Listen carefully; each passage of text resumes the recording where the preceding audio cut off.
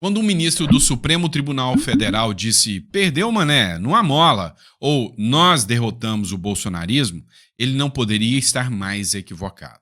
O bolsonarismo não é um cachorro morto que pode ser chutado. Pelo contrário, está forte, está com cartas na manga que podem abocanhar os seus inimigos em 2026. E essa não é uma análise minha, não. É uma análise hoje de um dos maiores articuladores políticos do Brasil, o líder do PSD, Gilberto Kassab, que disse que viu que o Bolsonaro ainda está mais forte do que nunca e tem uma carta na manga para 2026.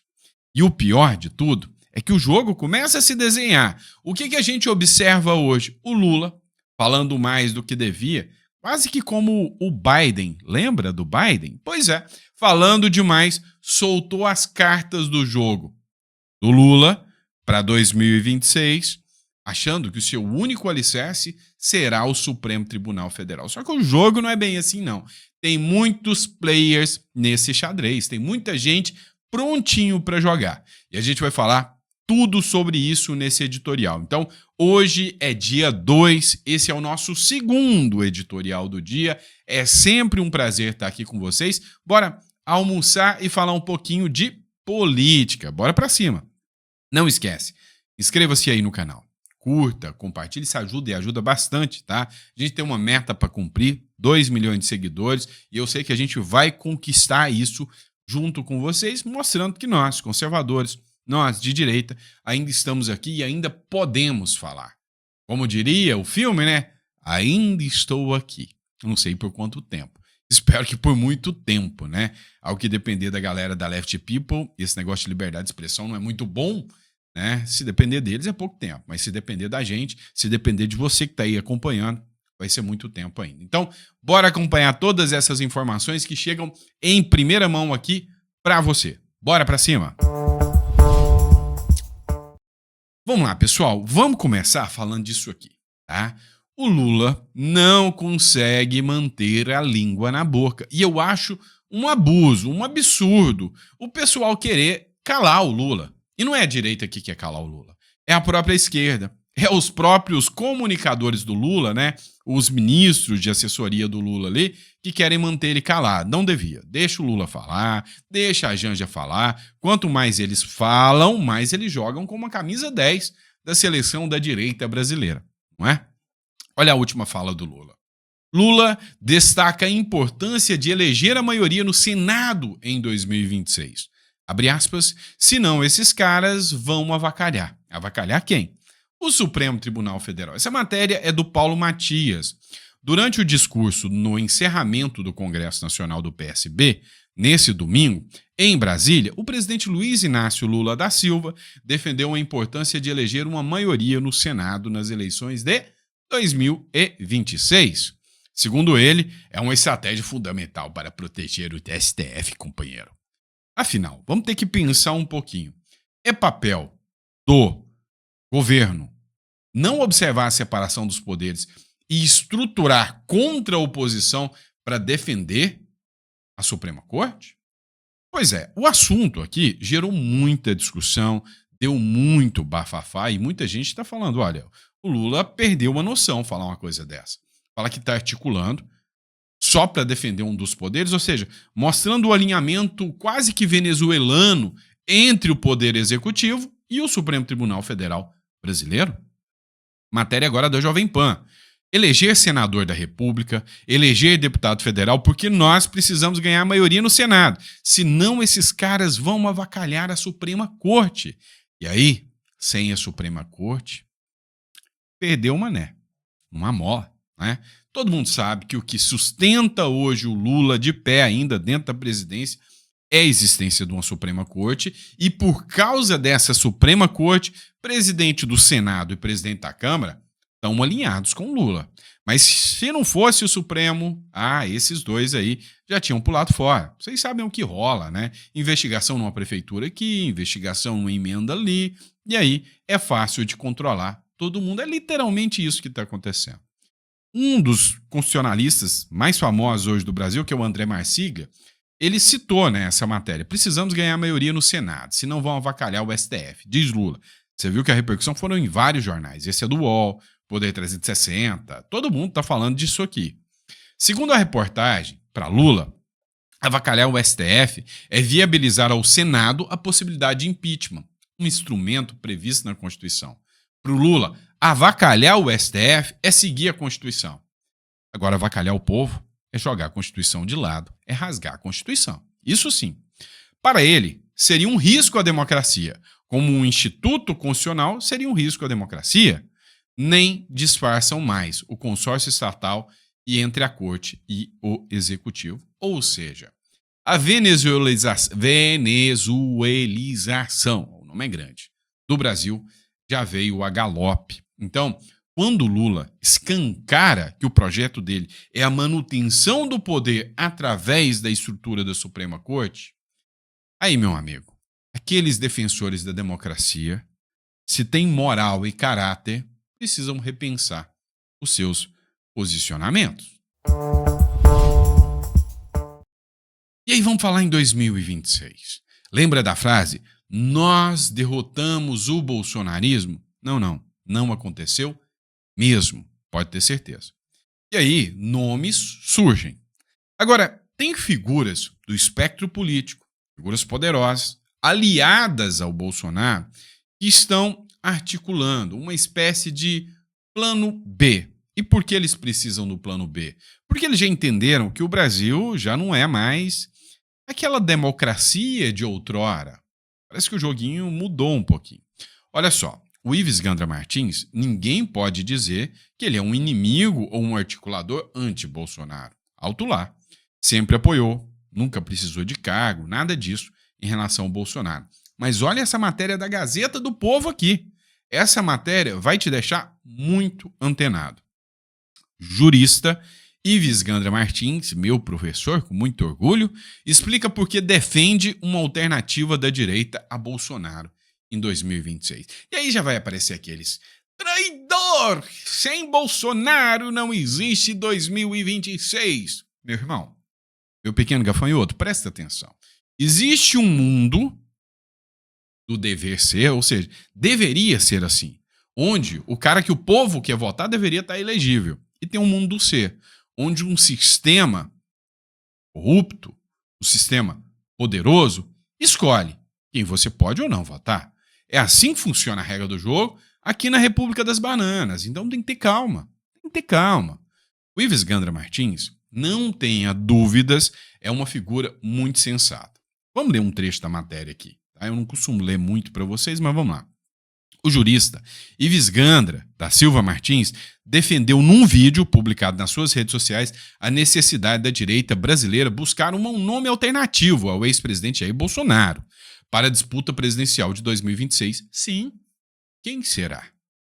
Segundo Gandra, embora considere o Bolsonaro o candidato ideal do ponto de vista conservador, a inelegibilidade imposta pela Justiça Eleitoral inviabiliza sua participação no pleito, exigindo que o campo conservador se reorganize, e com urgência.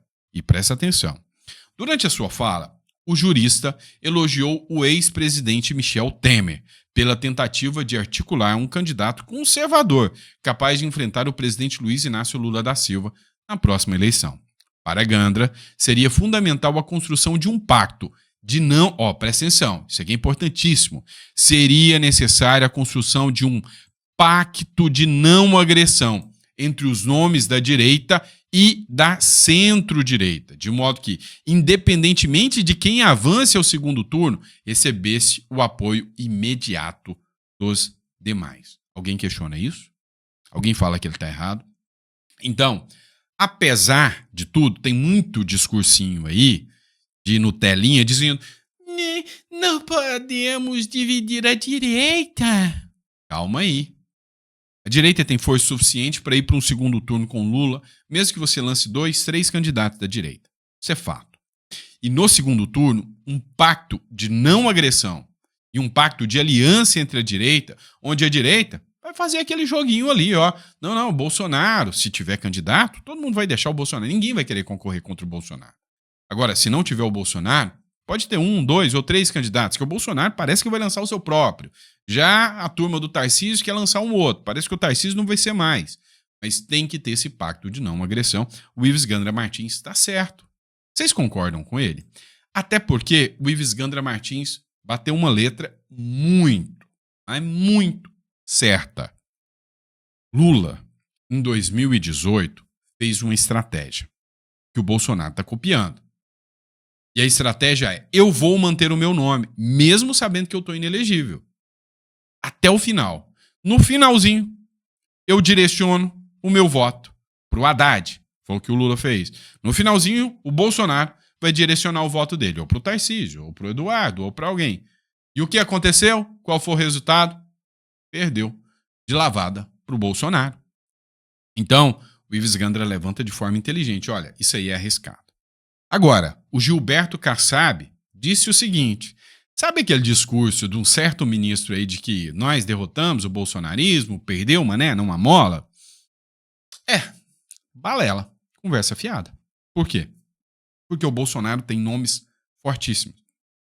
Qualquer nome que o Bolsonaro apoiar em 2026 derrota o Lula. E aí é onde o Bolsonaro tem que ter não o plano B, mas o plano B e o plano C. Olha o que o Kassab falou.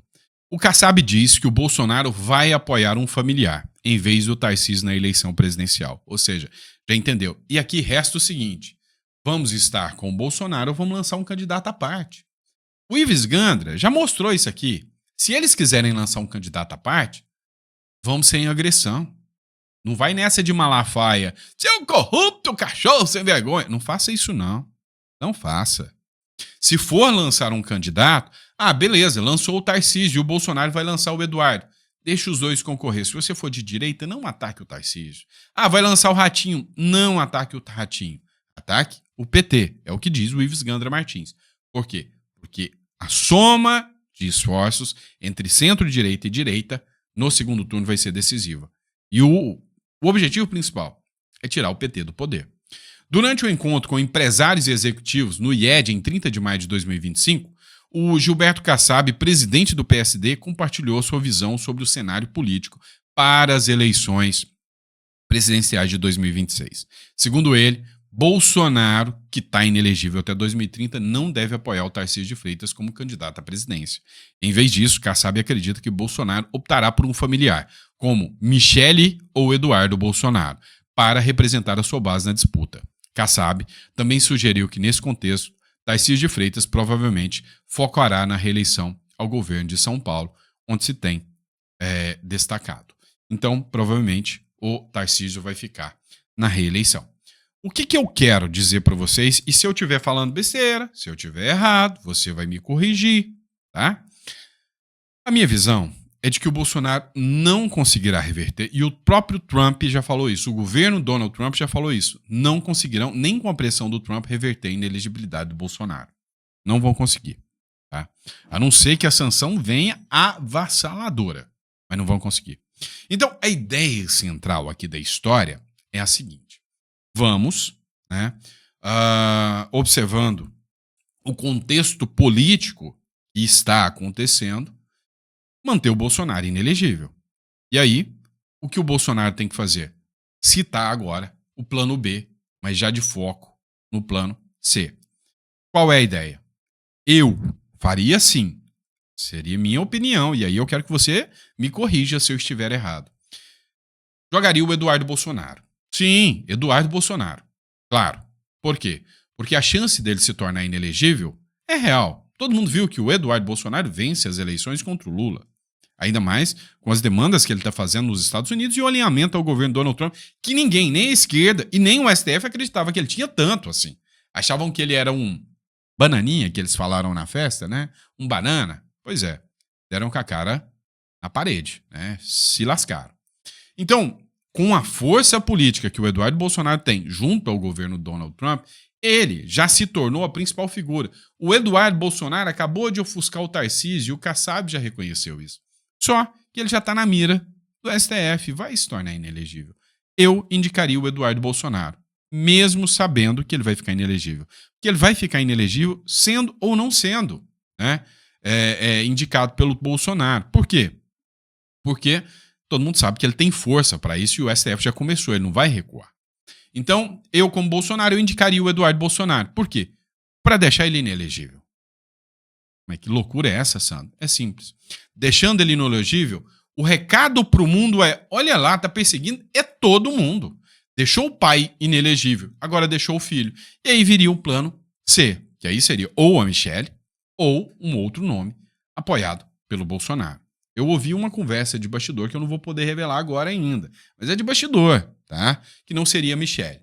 Mas nesse caso, seriam duas, vamos dizer assim, duas narrativas de perseguição, tanto do Bolsonaro e do Eduardo Bolsonaro. Pois a gente já sabe que vai acontecer com o Eduardo Bolsonaro.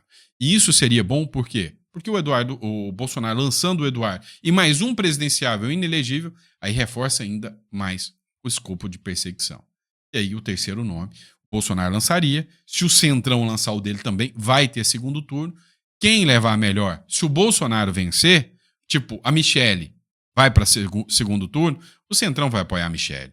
Se o Tarcísio vai para segundo turno, ou o Kassab, ou o Caiado, a Michelle vai apoiá-lo num pacto de não agressão. E eu concordo. E aí vem a questão do Ciro Gomes, que a gente está falando muito. O André Fernandes, né, já bateu em cima e falou, olha, estamos com o Ciro Gomes. E de fato, pelo protagonismo do PL, teríamos tudo para lançar a cabeça em todos os cargos majoritários, mas a gente entende que hoje a gente tem uma missão muito maior, que é derrotar quem está destruindo o estado do Ceará. E eu falo do PT. Eu falo desse grupo que se criou a partir de Camilo Santana, colocando seus postos na prefeitura e no governo do estado, hoje dominando tudo. Hoje quem quer despachar com o governador não despacha com a mãe, despacha diretamente com o próprio ministro. É estranho isso. A gente percebe que a gente precisa fazer uma união para juntar força e esforços para a gente derrotá-lo. Então, não sei dessa candidatura que estão falando do Ciro Gomes, né? Confesso que se candidato fosse, seria um candidato fortíssimo, pode ter certeza, é alguém que teria coragem de enfrentar o PT, como já está fazendo. Muitos vêm me perguntando assim, mas André, você fala isso de um Ciro Gomes que até pouco tempo era um adversário? Bom, o nosso posicionamento é esse, a gente está como oposição ao PT desde que entramos na política. Quem está aqui nesse grupo, e vocês podem olhar bem essas figuras aqui, nós sempre estivemos desse lado. Se o Ciro Gomes, que há um bom tempo vem denunciando, mostrando desgoverno, tanto nacional como estadual, está se aproximando desse grupo, é uma pessoa que será extremamente bem-vinda, né? Volto a dizer, não sei dessa candidatura, até porque o próprio ainda não se manifestou que seria candidato, mas eu não tenho dúvida. Falando agora igual ele falou recentemente, é uma pessoa preparada, é uma pessoa inteligente e que tem todos os dotes para ser como já foi. Então, diferente do lado de lá.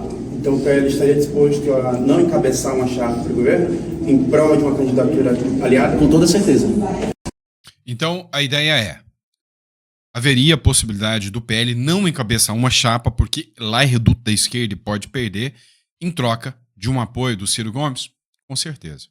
E aí, entendam, né? Às vezes você tem que saber a hora de recuar para depois mudar a regra do jogo. O que é melhor? O PT, lá no poder, ou um Ciro Gomes aliado com um vice de direita, né? Com um Senado com 2 cadeiras de direita? Para pensar, né? Reflita sobre isso. E ainda falando em 2026, Eduardo Bolsonaro, vocês viram que esse tema está rendendo. Olha só isso aqui, muito interessante. Tem um perfil chamado Venenozinho, tá? Foi republicado pelo Direita Raiz. Ó, o Eduardo Bolsonaro está fazendo um trabalho excepcional fora do Brasil, mostrando ao mundo o que realmente acontece no nosso país. Ele está correndo o risco de talvez nunca mais poder voltar ao Brasil. E ele está indo contra os donos do Brasil. Esse trabalho deveria ser apreciado, usado e divulgado por toda a direita brasileira. Mas não. O que acontece é uma guerra de egos gigante que só enfraquece o que já não tem muita firmeza. É isso. E pasmem, existe até aqueles que se dizem de direita e estão torcendo contra esse movimento, porque quem está sendo o articulador de toda essa ação tem um sobrenome, Bolsonaro. E sim, gente, vocês têm que entender isso. Agora é a hora da união completa da direita ou, no mínimo, um pacto de não agressão. Vamos deixar. Tem um candidato da direita que é centro. Deixa. Tem um candidato da direita que é a direita raiz bolsonarista. Deixa. O importante hoje é vocês entenderem que na hora do bicho pega, na hora do pega pra capar, tem que estar alinhado. Vamos dar um exemplo? Tá na hora do Brasil ter o teatro das tesouras, da direita com o centro. É isso. É ridículo o que eu tô falando, você pode até achar, mas olha isso aqui. Você sabe por que esses caras ficaram 16 anos no poder? Você sabe por que esses caras destruíram o Brasil? E o projeto da direita é reconstrução do Brasil? Escuta, o presidente Luiz Inácio Lula da Silva participou do encerramento do Congresso do PSB. E aí, né, ele disse que a relação do PSB, que era o inimigo mortal do PT, era umbilical. Ou seja, teatro das tesouras está escancarado, meu chapinha. Presta atenção. As decisões do partido que é assim que a gente constrói a democracia. Então, a minha relação com o PSB é uma relação carnal. Carnal. Nós estamos ligados umbilicalmente. Umbilical. E também mentalmente. Porque a divergência que nós temos, ela só acontece nisso. Porque as divergências que nós temos só acontecem nisso. Na hora de enganar o trouxa. É um vereador que não quer aceitar, é um prefeito que não quer aceitar, é um candidato a governador que não quer aceitar, sabe? Então é importante. O companheiro Ricardo Coutinho, que hoje é do PT, ele deixou o PT porque eu fui na Paraíba querer fazer uma aliança. Ele não quis fazer aliança por intenção do PT. Então veja, eu não sei se estava certo ou errado, mas o dado concreto é que vocês pertencem a um partido que tem história. Simples. O PSB e o PT são partidos que têm história. O teatro das tesouras sempre aconteceu. E aí vocês têm que observar o seguinte, quem estava lá era o João Campos. O João Campos é alguém perigoso para a direita. Porque ele é um cara que não sei se prosperaria pelo seguinte motivo, mas ele é um cara que vem com ideias novas para a esquerda. Não é à toa que ele venceu lá, né, no estado dele de maneira tranquila, primeiro turno. Agora, há quem diga ele como vice do Lula. Melhor do que as velhas ideias do Alckmin. Ou o próprio candidato à presidência, porque o Lula não ganha. Agora, ele não tem as ideias radicais comunistas de Foro de São Paulo do Lula. É motivo pelo qual o PT jamais assumiria a hipótese de fomentar um candidato do PSB. Então, duvido muito ele como candidato a presidente da República. Mas vem o Alckmin, né? Alckmin, e aí diz o seguinte, olha, nós temos um companheiro de trincheira. O Campos, que conte conosco, João, para a gente fazer o PSB crescer ainda mais, ajudando a nossa população. E uma mensagem muito especial ao presidente Lula. Dizem, presidente, Ernest Hemingway, que houve um diálogo e um soldado pergunta ao outro: quem é o seu companheiro de trincheira? E ele respondeu: de que isso importa? E ele disse: importa tanto ou mais que a própria guerra. Nós estamos honrados, presidente, felizes por ser o seu companheiro de trincheira na defesa da democracia. Campos. Devia ir para o inquérito das fake news quando fala que é a defesa da democracia, né? Mas perguntaram quem é o seu companheiro de trincheira. E isso importa mais do que a própria guerra. Quem é o companheiro do PSB? O Lula. Então parece que os quadros já estão se desenhando. Alckmin, João Campos, do lado da esquerda. E aí, eu te pergunto, você quer ter o Kassab como inimigo ou como aliado? Você quer ter o Caiado como inimigo ou como aliado? Você quer ter o Ciro Gomes como inimigo ou como aliado? Olha, tem horas que o seu companheiro de trincheira pode sim valer mais do que a razão da guerra. Porque é esse seu inimigo de trincheira que às vezes a hora que você estiver ali ferido vai te levar. Ou vai ser ele que às vezes vai te dar o caminho, ó. passa por aqui e você consegue atravessar os inimigos. Então, é assim que o jogo funciona. Eles já estão formando seus amigos de trincheira de longa data. Agora, está na hora da direita entender.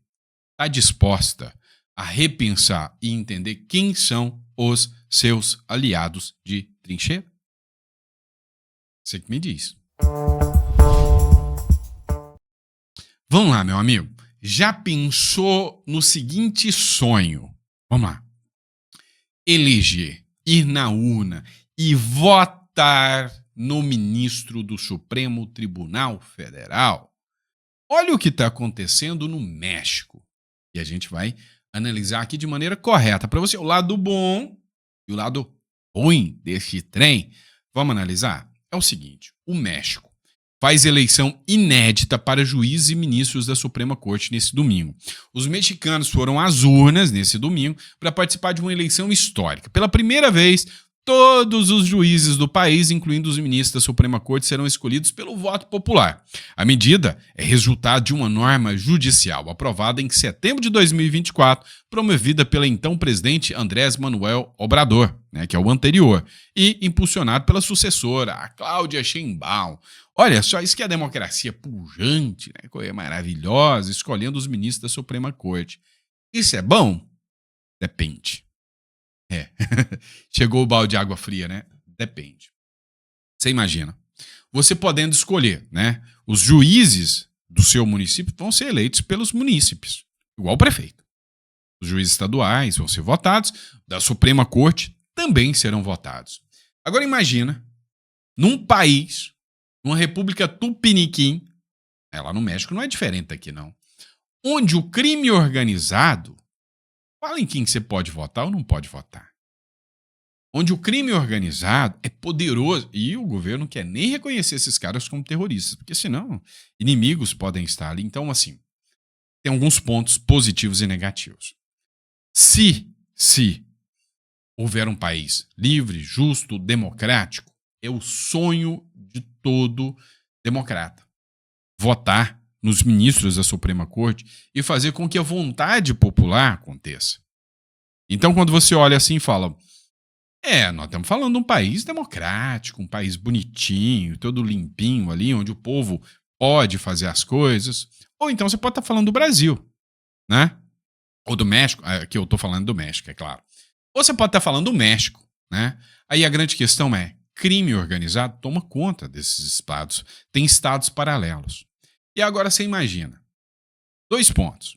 Primeiro, eu defendo no Brasil eleições para ministros da Suprema Corte, até porque vai ter uma pressão popular muito grande. Mas por que disso? Porque aqui no Brasil, se você tem voto direto, as facções têm que ser poderosas o suficiente para coagir grande parte da população. Não tem essa força toda. Então é por isso que eu ainda defendo aqui no Brasil. E se você não tem? Se você não tem, os políticos vão colocar juízes lá dentro, porque são eles que escolhem, que vão fazer o que o crime organizado quer do mesmo jeito. Hoje traficante é tratado a pão de ló, aqui na República das Bananas. Então, ainda assim, sendo ou não sendo perigoso dos dois lados, eu ainda defendo o voto direto para juízes, ministros da Suprema Corte, para todo mundo. Eu defendo isso ainda. Mesmo acreditando que nós não temos aquela democracia pujante, Teve até uma análise do Ives Gandra Martins do que seria democracia de voto. Você vota, e depois? Mas depois acabou. Você vota, mas depois acabou.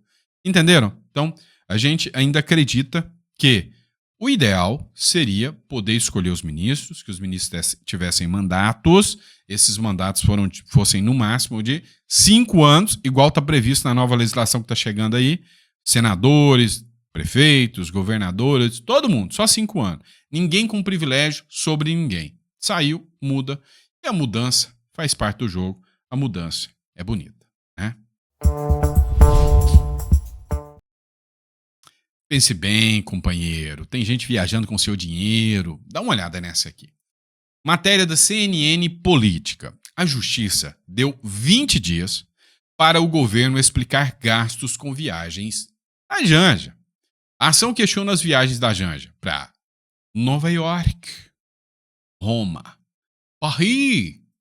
Rússia. Engraçado, né, que esse tipo de pessoal tinha que viajar, era só para Cuba, né? Lá para Venezuela, não vai não, parece que nem brotou na Venezuela até agora. A Justiça Federal concedeu o prazo de 20 dias para que o governo federal se manifeste sobre os gastos públicos relacionados às viagens internacionais da primeira-dama, a Janja. A decisão foi tomada nesta segunda-feira pela 9ª Vara Federal Civil da Seção Judiciária do Distrito Federal. A ação apontou a suposta ilegalidade no custeio das viagens da primeira-dama ao exterior, que teria sido financiada total ou parcialmente com o Tesouro Nacional. É gente passeando com seu dinheiro, meu chapa, né? Os autores do processo, o vereador de Curitiba, Guilherme Kuhl, do Novo, e o advogado Jeffrey Cicchini, pedem a suspensão imediata de pagamentos de diárias e passagens e qualquer outras despesas relacionadas às viagens internacionais da Janja. Já é questionável, por si só, a primeira-dama acompanhar em todas as viagens internacionais. Há a necessidade? Ou ela está atuando como uma cuidadora aí, né? Quem sabe? Agora, o que a gente tem que pensar é o seguinte, já é questionável. Junto com o marido, ela tem que estar em todas, ela é essencial em todas, porque tem um monte de líder aí que viaja e não leva, né, a dona patroa tira colo, certo? Agora, e para viajar sozinha? Aí, meu irmão, aí tá abusando de todas as regras do princípio da imparcialidade existentes no direito. Bom? É isso, pessoal. Espero que vocês tenham gostado do nosso segundo editorial. Que Deus te dê uma mesa farta, repleta de bênçãos para você, para toda a sua família. A gente volta, tá? Pro nosso chá da tarde, às 4 horas da tarde. Bora bater mais um papo, tá bom? Grande abraço e até a próxima.